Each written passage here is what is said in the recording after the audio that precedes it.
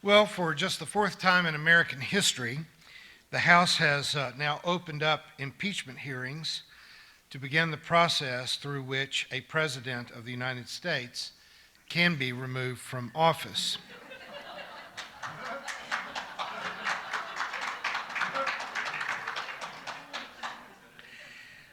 Though it's obviously a rare event, the fact that nearly all of us here can remember three of those four presidents facing impeachment means that it is now happening much more often than it used to, largely because of the news coverage that gives us instantaneous reporting on the kind of dumpster fire that the White House has become.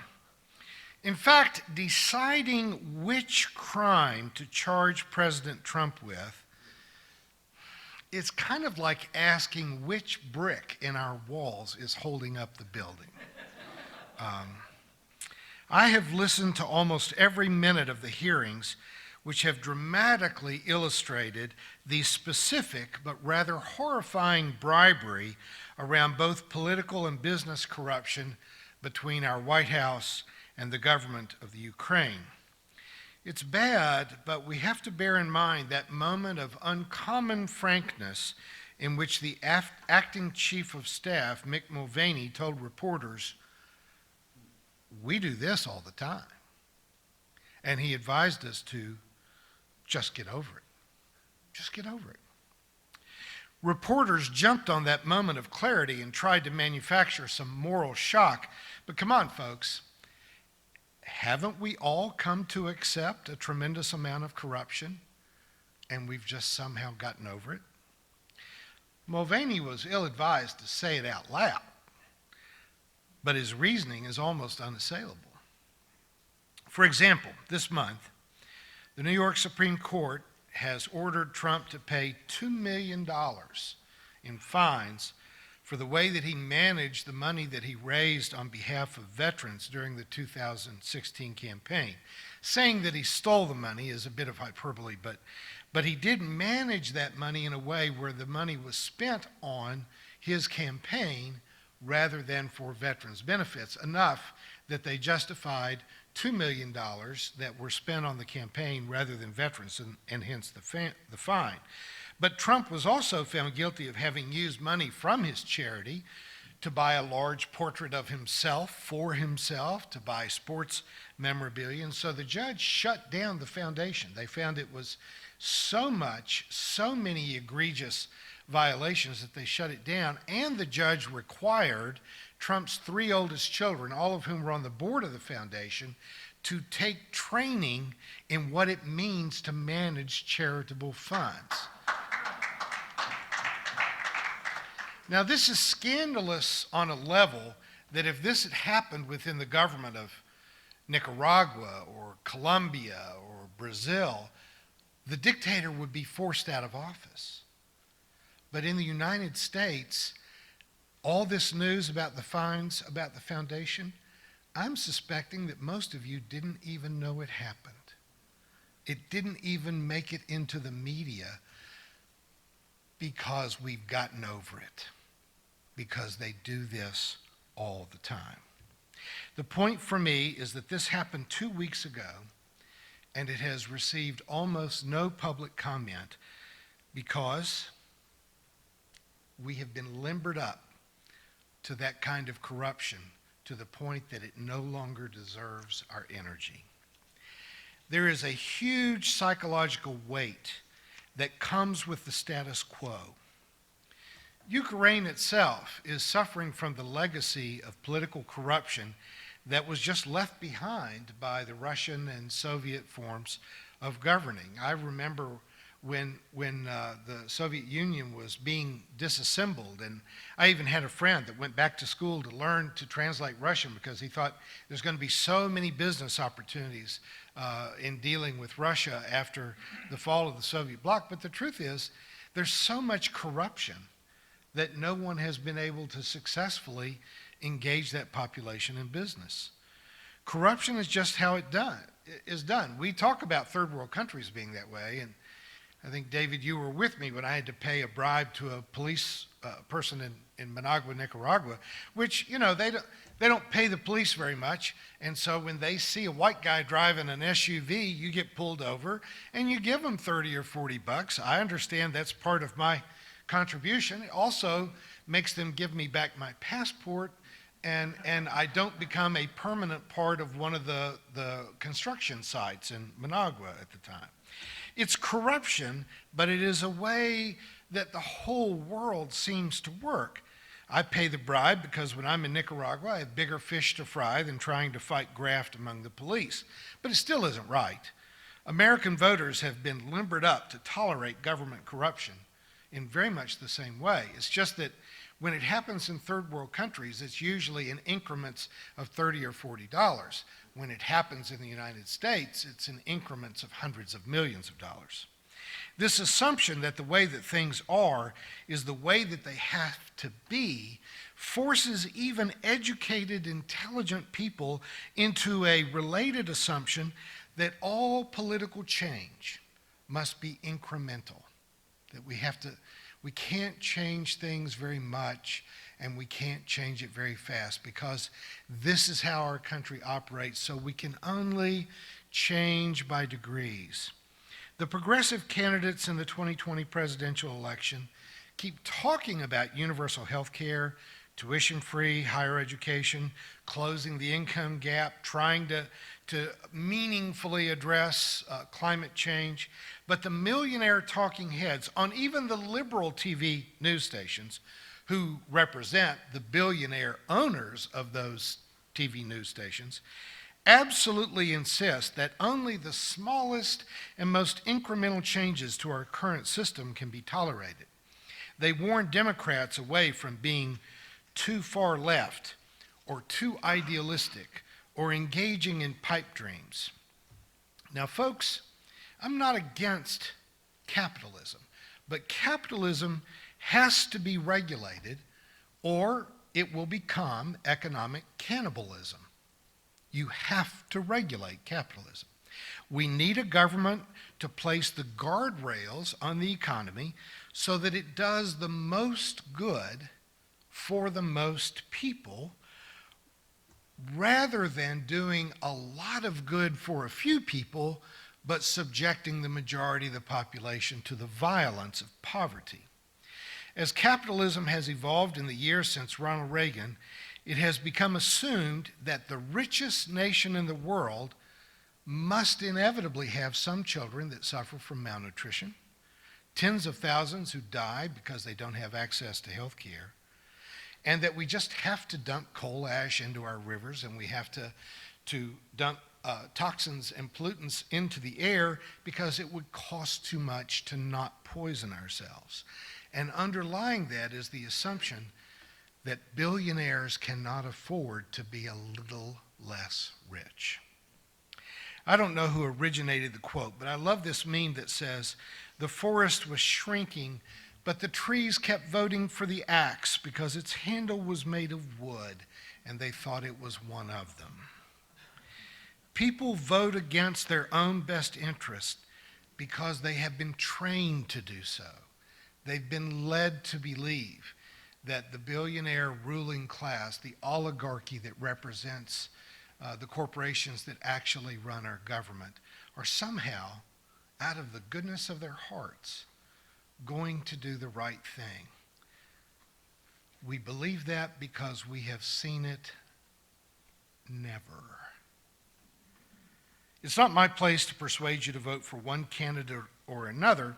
It's not my place to advocate for one party or another. But folks, it is my place to talk about ethics. It's my place to talk about social justice. It's my place to talk about saving the planet and alleviating human suffering. If you don't talk about that in your church should be leveled and turned into a parking lot, because that at least is useful. I don't care which candidate wins and which candidate loses.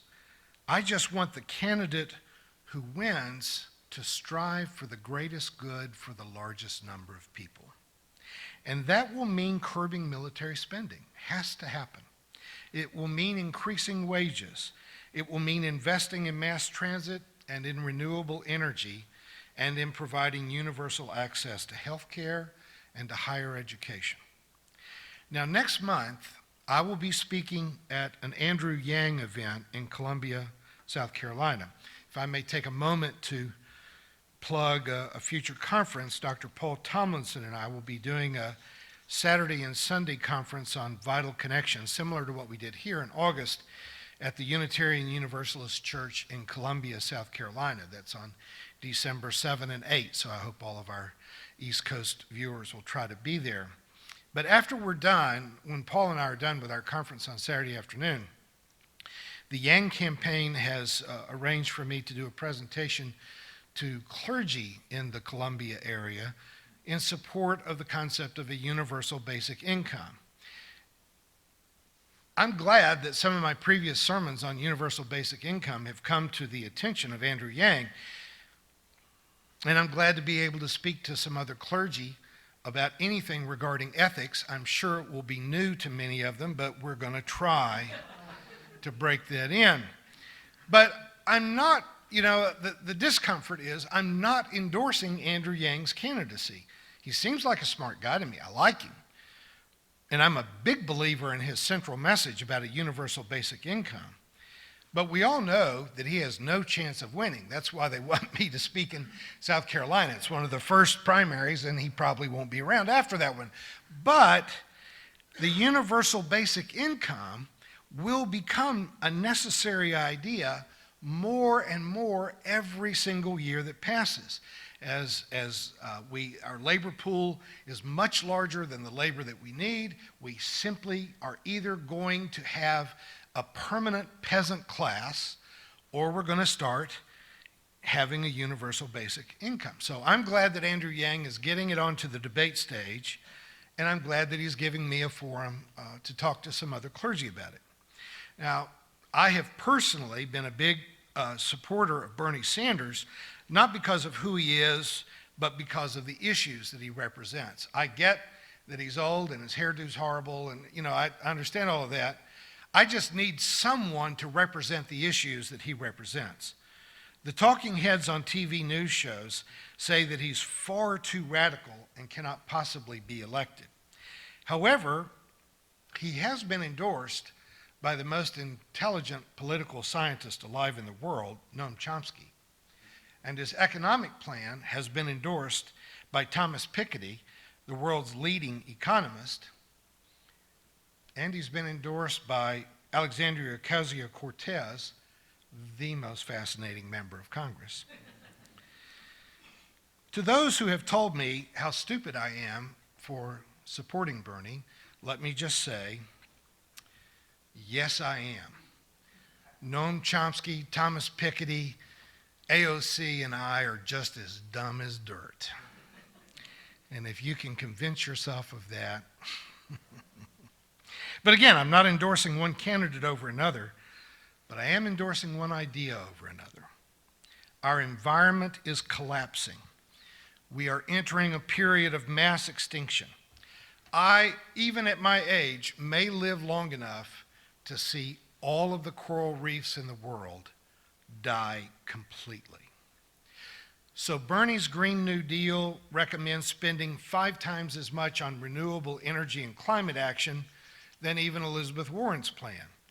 So I like Bernie's plan better than I like Warren's, but if Biden gets elected or whoever gets elected, I'm still going to keep pushing for Bernie's plan because it's more aggressive and because, men and women, the house is on fire.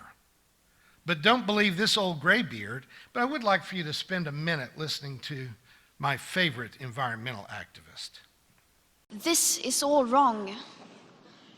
I shouldn't be up here. I should be back in school on the other side of the ocean.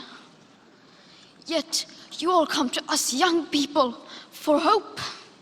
How dare you?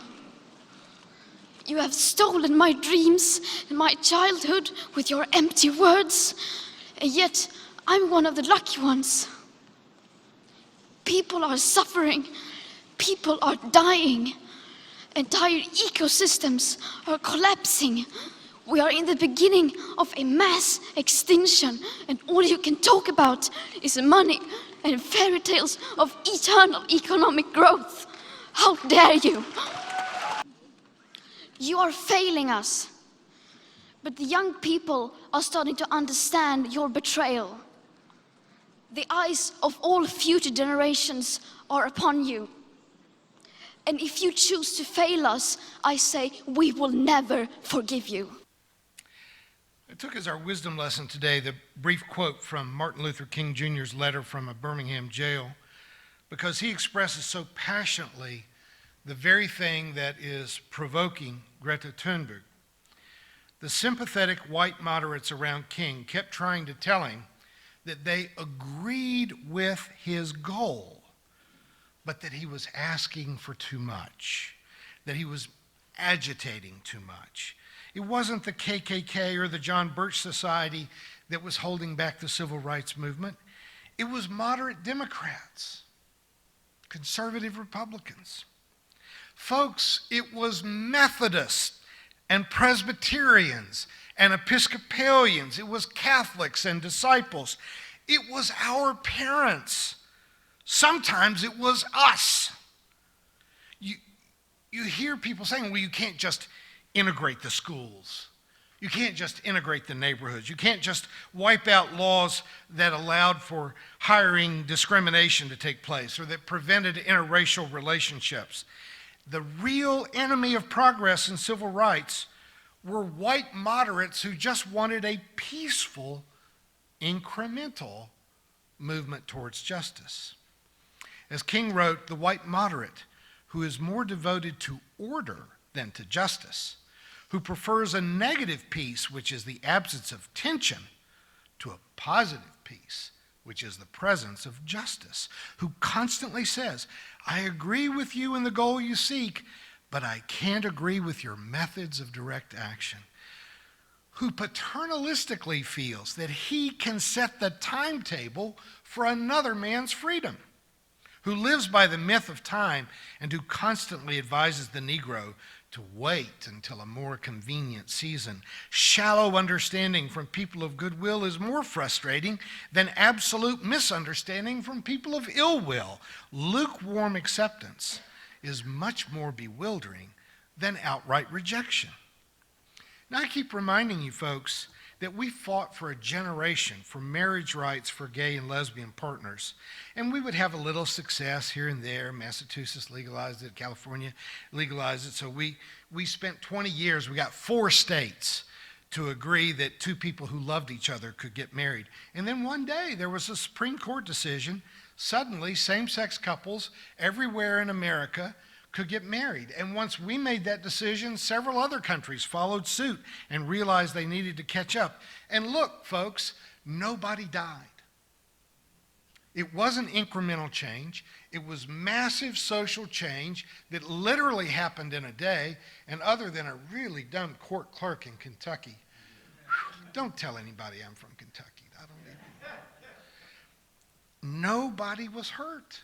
We liberated millions of people, and there were no victims, no social or economic collapse. I feel like it's time for Lindsey Graham to find a nice boyfriend and settle down, don't you all? I mean, we're out of the cage now. You don't have to keep pretending. One day, I believe, we will outlaw assault rifles and most handguns. I believe it's going to happen. It's going to happen in America. And the week after it happens, it's not even going to be controversial anymore, except for a handful of people who need treatment for paranoia more than they need to own an assault rifle. Incremental change has not worked. The death toll from gun violence in America is actually going up. I've said for years that we have 32,000 deaths a year. I didn't even notice. Last year there was over 40. It's going up. We don't need half measures. Outlawing bump stocks is not the point. I need to see the whole enchilada. And the only person that's going to get my vote is someone that talks about the whole enchilada And not just, well, I don't want to interfere with my uncle shooting a deer. What'd that deer ever do to you? I am sometimes very envious of the people who can say, oh, I don't watch the news. I don't want to be upset all the time by that stuff. I'm getting to the point where I almost could choose to wallow in that kind of indifference. We may not get Medicare for all, but I know this much for sure. In August of 2021, I'll get Medicare for me. We may not get a universal basic income, but in a year and a half, I'm going to turn 43 years of preaching into a guaranteed basic income for me. Most of you are already there. We really could spend our time meeting for coffee and talking about what is pickleball, really? Or why don't our kids come to see us more often? But we don't want to be those people, do we? Unless I ended up in the wrong place this morning. We are the people that even if we are on Medicare, even if we are living on a pension, we want to make sure that our kids and our grandkids and their friends and people we've never met will also be able to swim in the rivers and lakes that we've been swimming in. We want them to be able to go to college and to get out of college without a crushing debt. We want for them to work for hope, for health care and a pension, because it's only fair and because men and women, we can afford it. No matter what they say on TV news, we can afford it. All we have to do is curtail our military spending and develop a tax structure in which people that are capable of paying more in taxes do. And it's not even that hard. It could be done quickly. I'm not that great in economics. I could do it. It's obvious. We spend more on our military than the next 9 nations, 7 of whom are our allies, spend on military spending. We keep building things we can never use. We're never going to use another aircraft carrier. They're big, slow-moving targets, and even Iran has drones. We'll never get to use an aircraft carrier again. We just need to quit building them and buying them and keeping them at sea. We can do it, but we won't get there by accident. That's what I'm begging you to understand. This can only be accomplished when we demand it. Frederick Douglass fought for the end of slavery, and in his remaining days after the Civil War, he worked for racial justice. Over 150 years ago, Frederick Douglass told us, if there is no struggle, there is no progress. Those who profess to favor freedom and yet depreciate agitation want crops without ever plowing the ground. They want rain, but they don't want any thunder or lightning. They want the ocean without the awful roar of its many waters. Power concedes nothing without a demand. It never did, and it never will. Now, far be it from me to tell you who to vote for, but there's going to be a political debate on TV this Wednesday evening. And I want you to watch it, and I want you to listen for who is telling you that they've got a great plan for rearranging the deck chairs on the Titanic as they watch our ecology and our economy continue to sink. And who will promise you that they will actually fight for something more than incremental change. And if you decide to vote for a moderate, well, you have nothing to fear from me. I will, however, give your name and address to Greta Thunberg, and I'll let you explain it to her. Thank you for watching our videos. We are entirely dependent on the donations of our listeners and members. We hope that you find this content to be important enough to help us to keep offering these videos to the public at no charge by becoming a regular contributor. Please click on the donate button on our website at www.spfccc.org. Thank you for your support of progressive religious programming.